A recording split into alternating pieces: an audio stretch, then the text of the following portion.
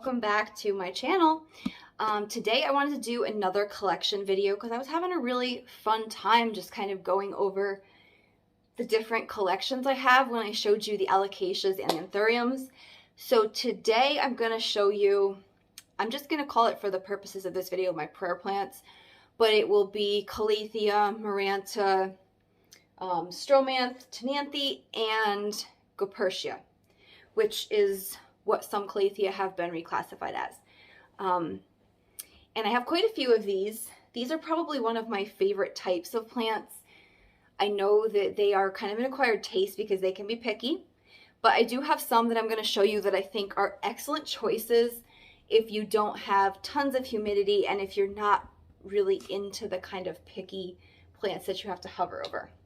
So I don't know if I really have any order for these. I'm just going to kind of do it because I am surrounded by them. I think I probably have more than any other type.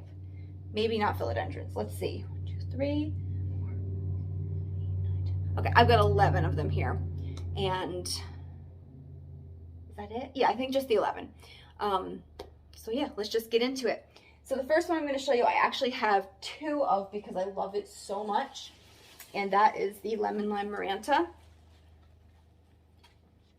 So this first one I got on Etsy from the Plant Chica, and I got it during quarantine. And I think, I want to say I paid like 30 bucks, but this one grows like a beast. I love this plant. Very easy for me to take care of.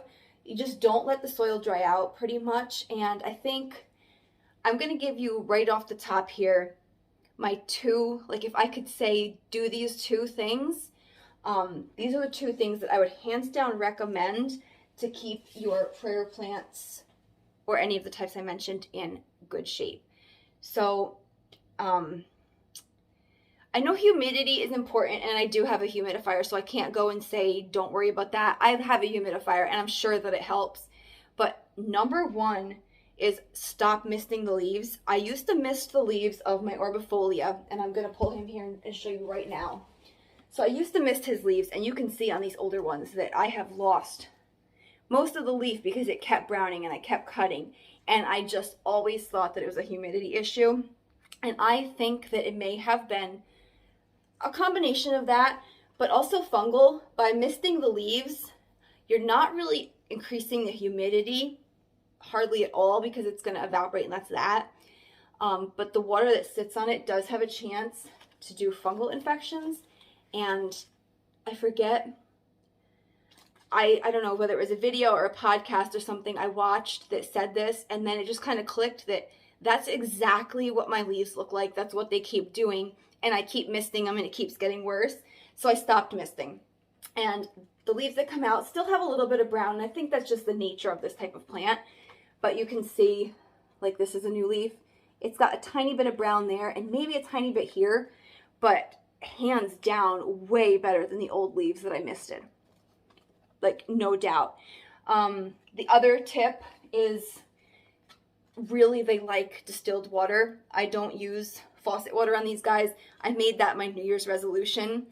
I always try and make resolutions that I know that I can keep. Like, I never make ones that are going to just be like a letdown. But I thought that this one, every time I go to the store, I grab a gallon or 2 of distilled water and build up like a little pile in my basement.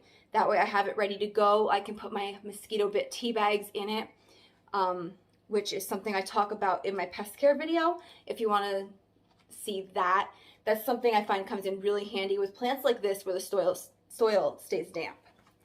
So anyways, this guy put out about 5 leaves in these past like 3 months. This is the most it's ever grown for me, so I'm really happy. The last one is kind of working on it right now. This one has been reclassified, I believe, as a Gopertia Orbifolia now. I showed you the first lemon lime maranta. This is the other one. My husband picked me this up at a Lowe's, and I have this on the opposite end of my living room, so I have one of these on each end. And this one, I don't know, I just love these plants. They fill out an area really nice. The patterning just looks so neat. I don't know, almost insect-like to me, but just really pretty. Now this next one I'm going to show you is one of the ones that I would recommend if you love the look of Calathea, but you're just not sure about getting into it. This is, I think, formerly known as the Calathea Museica. This one I believe has also been reclassified. But this one just gets such a gorgeous pattern on the leaves. And this one grows really well for me. I don't get a ton of tip browning, and between like the distilled water and not misting it, the only time I ever mist these plants is when I am actually wiping the leaf down, so I'm going to be drying it off after. And this one is going to need to be repotted soon. This one grows like crazy. So this one is one of those Costa Farms trending tropicals, putting on tons of new growth, and I've had this guy probably about a year and a half now. This one is one I highly recommend this if you are wanting to dip your toe kind of into the whole prayer plant thing and see if it's for you. The maranta, the lemon lime one, if you can find it's really good. I never had luck with the red one. I ended up killing that. I may try again, but lemon lime maranta, the Museica, both very good ones for beginners. Another one that I would say is like pretty easy going is this one here. Now let me just pick him up and I will show you his pot, and then I'm going to put the pot down because it's really heavy. It's either a Marshall's or a TJ Maxx. I'm not positive. So this is either a Tonanthe Setosa or a Calathea Setosa. I've seen it called both. But this one is really gorgeous patterning. It's kind of got like that grayish green color and then the really pretty green. The backs of the leaves are purple. And then when you get close up on the stems, I don't know if you'll be able to see it. The stems are actually kind of fuzzy. I think you can see a little bit there. So the stems of this are fuzzy. This one I've had, I think I got this in January. So I want to say I've had this like six or 7 months or so. And this one seems to be doing really well for me. Now, I don't know if I see a ton of new growth, but it also isn't losing a lot of leaves either. So, and not a lot of browning at all. This is one of those ones that seems pretty easy going, which makes me think that maybe it's a Tonanthe Setosa. But that one, highly recommend that one. All right, what else do we got? We have this next one here. This is a Maranta Leucanura, I think Kerchoviana. And this is kind of the one with those, just the little markings on the leaves.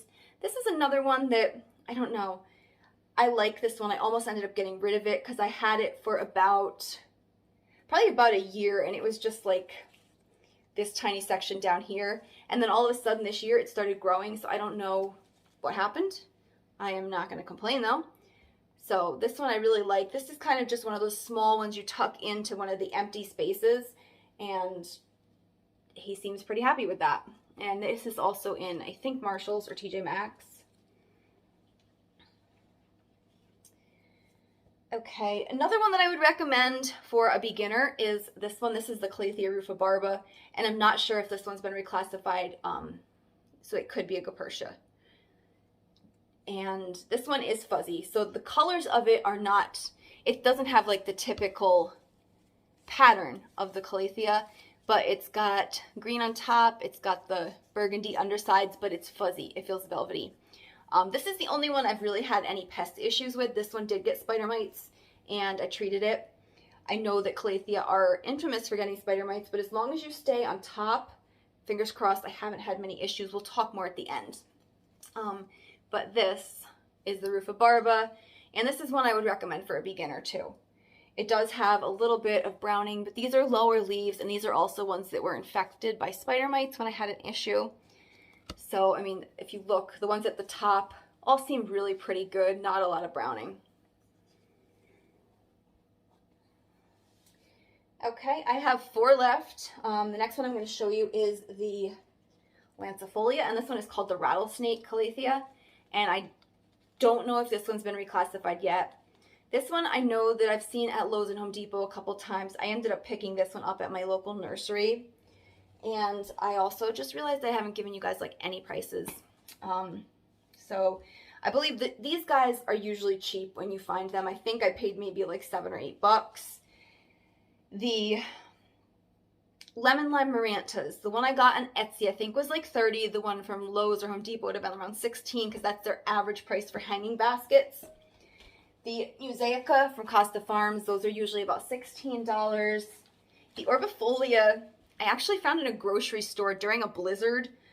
We actually were out of our house because we had no power for like 4 days. We were staying in a hotel, and I walked across the street to a grocery store, and I was like, hey, let's check the plant section. And this was back in like, I want to say like 2018 or 2017. I don't know the year. It was at least 2 years ago though, maybe 3, when they were still like a hard to find rare plant. And it was just sitting there in the grocery store by the door, like freezing.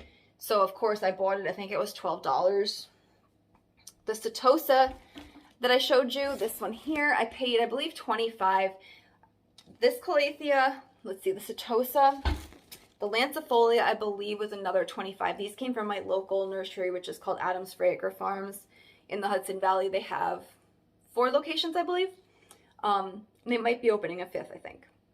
But this is from them.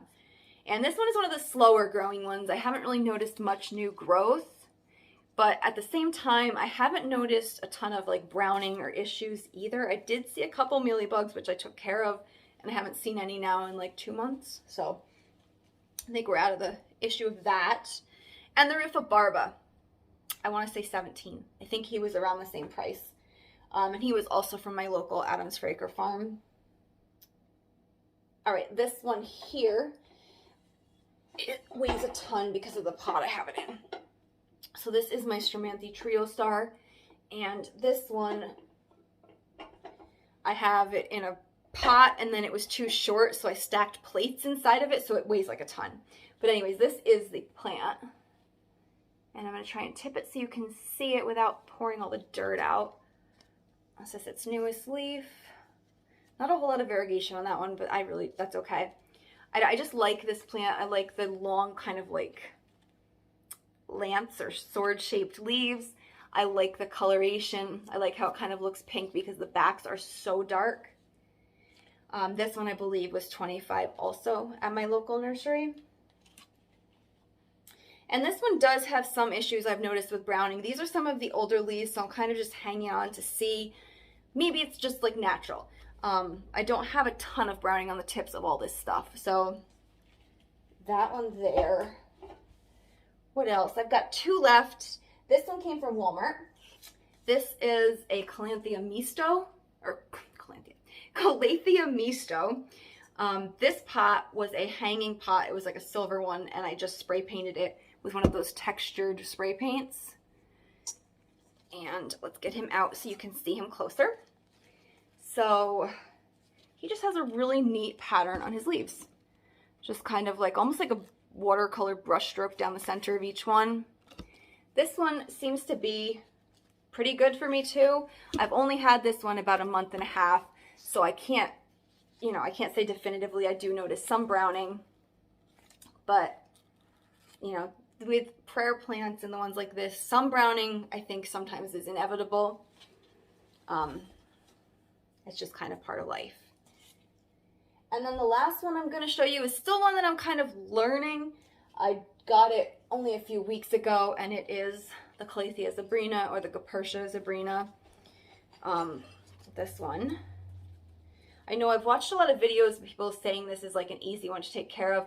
So I'm new to this. I do notice it is getting more browning than some of my other ones, and I don't know if that's just because it's adjusting. So we'll kind of play it by ear and see. But I love the pattern on this one, and this came from a plant store in Syracuse, New York. It's called Found Things Co. Actually, that's the shirt I've been wearing in all these videos. It's like my filming shirt now. It says send nodes on the front. If you're a plant person, you get it. I feel like maybe sometimes people look at me weird in public. I'm going to turn around and see if I can show you the back of this.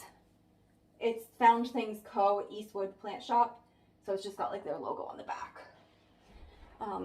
So I went up on Memorial Day, and my husband and I stopped in Syracuse on the way through to Fairhaven, New York, and I picked up that. I picked up a rescue euphorbia, and I picked up a little cactus, and then my shirt, obviously. Okay, so that is it for kind of the show and tell portion. Let me just go over like basic care with these guys. I still use a similar soil to my aeroids where it has some bark and some chunkiness mixed in, some perlite and some bark. I find that they dry out a little slower because I keep them in a lower light, so that kind of helps keep them moist. They do like to stay on the damp side, but you don't want them to be like saturated. So that's why I still add perlite and bark in, because I do want it to be well draining. And I think the fact that they're in a lower light helps slow that down a little bit. So these guys are they're not getting a whole lot of sunlight. I have a grow lamp setup that I use, and what I'm doing right now, I've kind of been testing it. I've been testing it since about, I don't know, like maybe October, and so far so good.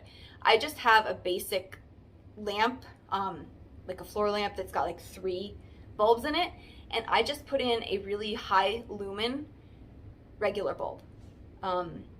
They're like $3 or $4 bulbs from Walmart. I think it's like 1200 lumens, and I like a warmer light, so I use a lower Kelvin because I don't like the daylight, the bright white. That bothers my eyes. So I use one that's a little more on the yellowy side, so it's kind of more relaxing and it looks prettier to my eye.